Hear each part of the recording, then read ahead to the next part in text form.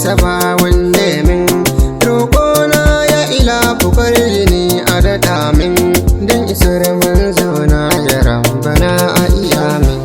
Maryama gimbiya ta ka san ni jaruma, Mustapha nai miki so na gaskiya kin ji mare. In na ce muku Maryama sai ku ce min na mare, Mustapha na ƙaunar ki tabbacin kin more. Alasa soyayyar ku har ta kai ku yi aure, in dai hakan ta fara Mustapha zai more. Maryama gimbiya ta ka san ni jaruma, Mustapha nai miki so na gaskiya kin ji mare.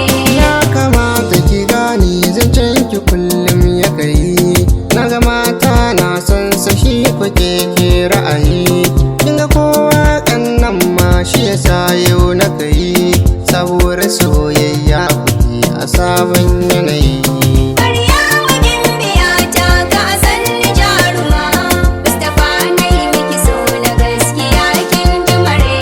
Wani sa'in Mustapha ya ce da ke ku are, inda Hausa ke zo ya ce da ke zo mare, mu fa burin mu kawai a ce da ku kun yi aure, in dai kun yi aure to ba batun ku rabewa.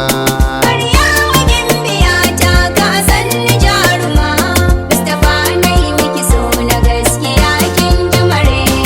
Ganin ki na farko shi Mustapha ya yi dace, dan a san ki da kaunar ki Mustapha ya zauce, in dai yar saki na tambata za ya mace, kyakkyawar fuskar ki ce ta sa har ya zauce.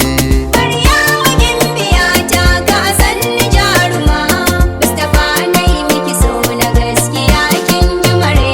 Ga nasiha ta ni gare ku zan miƙawa, duk abin da kuke yi to lahira ku tunawa, ko a yau ko gobe garan bi za mu komawa, duk abin duniyan nan fa babu mai ɗorewa.